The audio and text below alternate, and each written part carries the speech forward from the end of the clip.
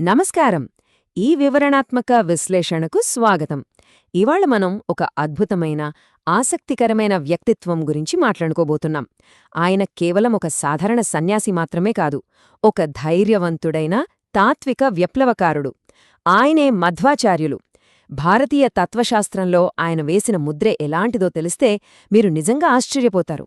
ఈ ప్రయాణం కేవలం మంత్రాలు, శ్లోకాలకే పరిమితం కాలేదు సుమా. ఇదొక గొప్ప మేధోపరమైన ప్రయాణం. సో, లేట్ చేయకుండా ఈ విశేషాలేంటో చూద్దాం రండి.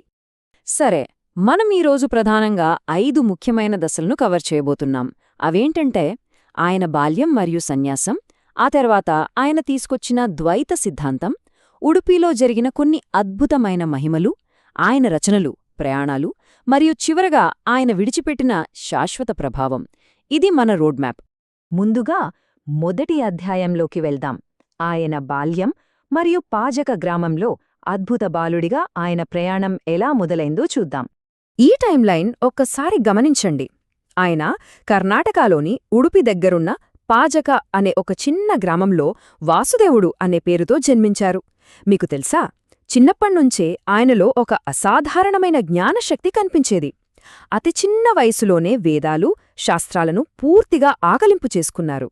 ఆ తర్వాత యువకుడిగా ఉన్నప్పుడే అచ్యుతప్రేక్షులు అనే గురువుగారి దగ్గర సన్యాసం స్వీకరించి పూర్ణప్రజ్ఞ మరియు ఆనందతీర్థ అనే పేర్లతో ప్రసిద్ధి చెందారు. ఆలోచించండి, ఒక చిన్న బాలుడు ఇంత వేగంగా ఆధ్యాత్మిక ఉన్నతిని సాధించడం నిజంగా మామూలు విషయం కాదు కదా. ఇక్కడొక ఆసక్తికరమైన విషయం చెప్పాలి. సాధారణంగా సన్యాసి అనగానే మనకేమనిపిస్తుంది?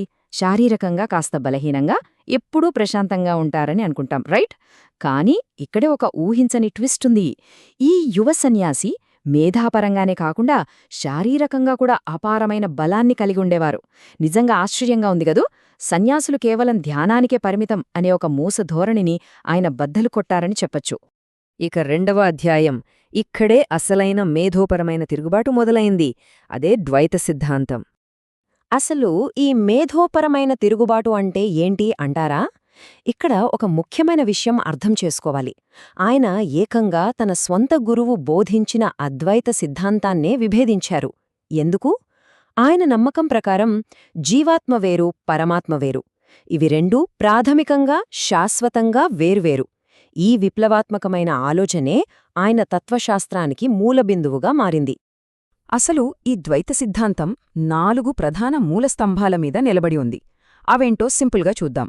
మొదటిది, శ్రీ మహావిష్ణువే అత్యున్నత పరమాత్మ. రెండవది, మనం ఇందాక మాట్లాడుకున్నట్లుగా జీవాత్మ, పరమాత్మ ఎప్పటికీ వేరుగానే ఉంటాయి. మూడవది, మోక్షం సాధించడానికి ఒకే ఒక్క మార్గం, అదే భక్తి. ఇక నాలుగవది, అత్యంత ముఖ్యమైనదేంటంటే, ఈ ప్రపంచం ఒక భ్రమ లేదా మాయ కాదు, ఇది ముమ్మాటికీ వాస్తవం. ఈ 4 సూత్రాలు భారతీయ తత్వశాస్త్రం యొక్క ఆలోచనా విధానాన్నే సమూలంగా మార్చేశాయంటే మీరు నమ్మాలి. రైట్? ఇప్పుడు 3వ అధ్యాయంలోకి ఎంటర్ అవుతున్నాం. ఇది చాలా ఉత్కంఠభరితంగా ఉంటుంది. అవే ఆయన దైవిక కార్యాలు, మహిమలు మరియు ఉడిపి. ఈరోజు ప్రపంచ ప్రఖ్యాతిగాంచిన ఉడుపి శ్రీకృష్ణ దేవాలయం ఎలా స్థాపించబడిందో వింటే ఒక సినిమా చూసినట్లుంటుంది. ఒక భయంకరమైన తుఫాన్లో సముద్రంలో చిక్కుకున్న ఒక ఓడను ఆయన తన అపారమైన మహిమతో రక్షించారని కథలు చెబుతాయి. ఆ తర్వాతేం జరిగిందో తెలుసా? ఆ ఓడలో దాగి ఉన్న ఒక పవిత్రమైన శ్రీకృష్ణ విగ్రహాన్ని బయటకు తీసి దాన్ని ఉడుపిలో ప్రతిష్ఠించారు. అలా మనకు ఈ ప్రసిద్ధ ఉడుపి ఆలయం ఏర్పడింది. వావ్, ఎంత అద్భుతమైన కథ కదా! ఇక్కడ మరో లోతైన ఆధ్యాత్మిక విశ్వాసాన్ని మనం ఖచ్చితంగా ప్రస్తావించాలి.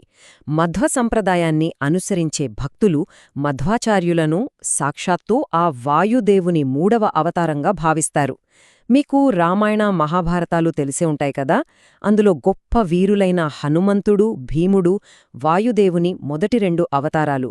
అచ్చం అదే దైవిక పరంపరలో మధ్వాచార్యులు కూడా ఉన్నారని ఈ సిద్ధాంతం బలంగా చెబుతోంది. ఇక 4వ అధ్యాయం, ఆయన తన విప్లవాత్మక సందేశాన్ని ఎలా వ్యాప్తి చేశారో చూద్దాం. అది ఆయన రచనలు మరియు ప్రయాణాలు. 37, అవునండి, అక్షరాల 37.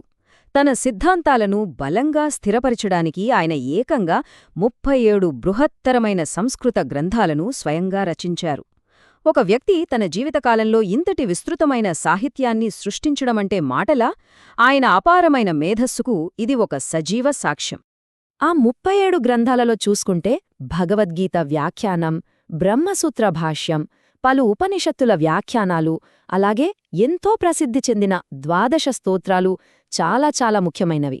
ఈ రచనలే రాబోయే ఎన్నో తరాలకు ఒక బలమైన, ఎవరూ విచ్ఛిన్నం చేయలేని తాత్విక పునాదిని నిర్మించాయి. ఆయన కేవలం ఒకచోట కూర్చుని పుస్తకాలు మాత్రమే రాయలేదు. తన సిద్ధాంతాలను ప్రజలలోకి తీసుకెళ్లడానికి భారతదేశం నలుమూలలా విస్తృతంగా ప్రయాణించారు. పవిత్రమైన వారణాసి మొదలుకుని హిమాలయాల్లోని బద్రికాశ్రమం వరకు ఎన్నో క్షేత్రాలను సందర్శించారు. అక్కడ అగ్రశ్రేణి పండితులతో తీవ్రమైన తాత్విక చర్చలు జరిపారు. ఆ వాదోపవాదాల్లో ఆయన వాదనల ముందు ఎవ్వరైనా తలవంచాల్సిందే. అలా అనేక మందిని తన ద్వైత సిద్ధాంతం వైపు ఆకర్షితులను చేశారు. ఇక మనం చివరి అధ్యాయానికి చేరుకున్నాం. అదే 5వ అధ్యాయం, ఆయన శాశ్వత ప్రభావం మరియు వారసత్వం.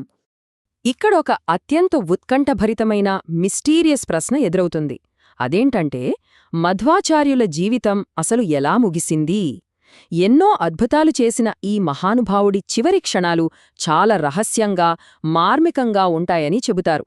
అది వింటే మీకు ఖచ్చితంగా రోమాలు నిక్కబడుచుకుంటాయి. ఆయన ఈ భౌతిక ప్రపంచాన్ని వీడిన తీరు నిజంగా ఆశ్చర్యపరుస్తుంది. ఉడుపిలోని అనంతేశ్వర దేవాలయంలో తన భక్తులకు ఉపనిషత్తులు, వేదాలను వివరిస్తూ ఉపన్యాసం ఇస్తున్న సమయంలోనే ఆయన అదృశ్యమై నేరుగా దివ్యలోకాలకు పయనమయ్యారని భక్తులు ప్రగాఢంగా విశ్వసిస్తారు.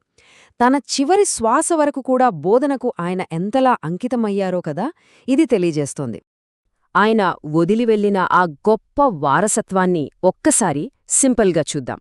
ఆయన ద్వైత వేదాంత స్థాపకుడు, ఏకాంతమైన భక్తి మార్గాన్ని ప్రచారం చేసిన మార్గదర్శకుడు, అద్భుతమైన ఉడుపి ఆలయ సంప్రదాయానికి పితామహుడు, మరియు భారతీయ తత్వశాస్త్రంలో ఒక గొప్ప మహర్షి.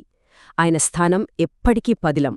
అందుకే నేటికీ ఆయన బోధనలు కోట్లాది మంది భక్తులకు ఒక స్పష్టమైన మార్గదర్శకత్వాన్ని అందిస్తూనే ఉన్నాయి. సరే, ఈ వివరణాత్మక విశ్లేషణను ముగించే ముందు ద్వైత సిద్ధాంతానికి సంబంధించిన ఒక ఆలోచింపజేసే ప్రశ్నను మీ ముందు ఉంచుతున్నాను.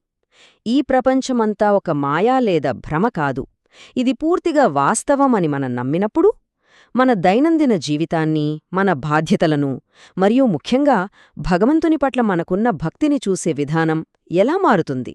ఒక్కసారి ఆలోచించండి. ఈ లోతైన ప్రశ్నను మీకే వదిలేస్తూ ఈ సెషన్ను ముగిద్దాం. మళ్ళీ కలుద్దాం.